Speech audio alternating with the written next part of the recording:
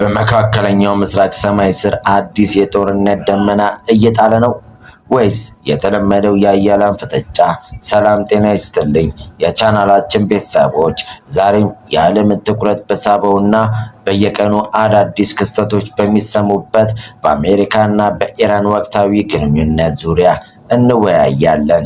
ከአዳዲስ ማዕቀቦች እስከ ሳይበር ጥቃቶች፣ ከቀይ ባህር ውጥረት እስከ ኒውክሌር መርሃ ግብር ድረስ ያሉትን ወሳኝ ነጥቦች ይዘንላችሁ ቀርበናል። ኢራን ለአሜሪካን ያስጠነቀቀችው ማስጠንቀቂያ ምንድን ነው? ዋሽንግተንስ ምን እያሰበች ነው? እስከ ቪዲዮ ፍጻሜ ድረስ አብራችን ቆዩ። የቀይ ባህርና የፕሮክሲ ተኪ ጦርነት ውጥረት።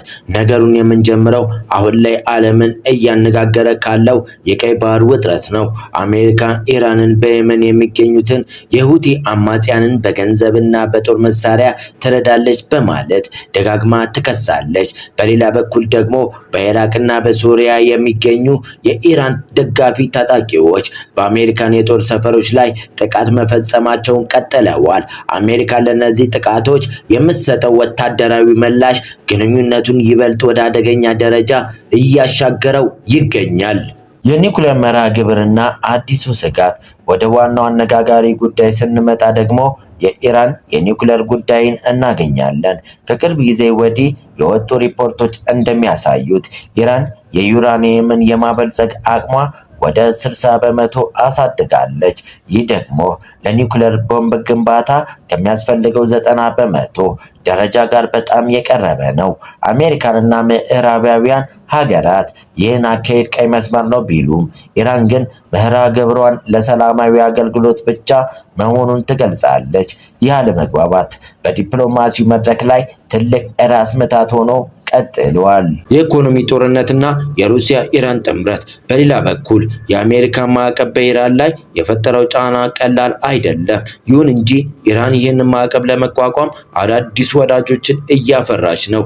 በተለይም ከሩሲያ ጋር ያላትን ወታደራዊ ትብብር፣ ለምሳሌ የድሮን ድጋፍ ለዩክሬን ጦርነት ማቅረቧ ዋሽንግተንን ክፉኛ አስቆጥተዋል። ይህ አዲስ የኃይል አስተላለፍ የምስራቅና የምዕራቡን ዓለም ፍጥጫ ተብሎ የሚጠራው ሁኔታ እያባባሰው ይገኛል። የሳይበር ጦርነትና የስለላ ፍጥጫ። ጦርነቱ በመሬት ላይ ብቻ አይደለም፣ በዲጂታል ዓለምም ጭምር ነው።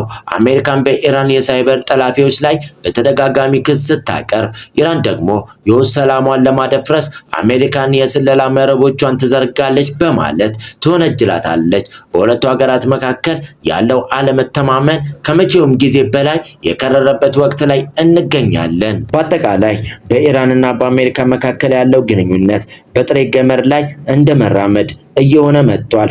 ትናንሽ ስህተቶች ወደ ትልቅ ቀጠናዊ ጦርነት ሊያመሩ እንደሚችሉ የፖለቲካ ተንታኞች ስጋታቸውን እየገለጹ ይገኛሉ።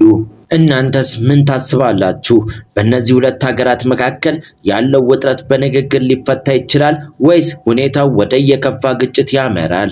ሀሳባችሁን በኮመንት መስጫ ላይ አስፍሩልን። ለቻናላችን አዲስ የሆናችሁ ሰብስክራይብ በማድረግ ቤተሰብ እንድትሆኑ፣ ቪዲዮ ከተመቻችሁ ደግሞ ላይክ እና ሼር ማድረጋችሁን እንዳትረሱ።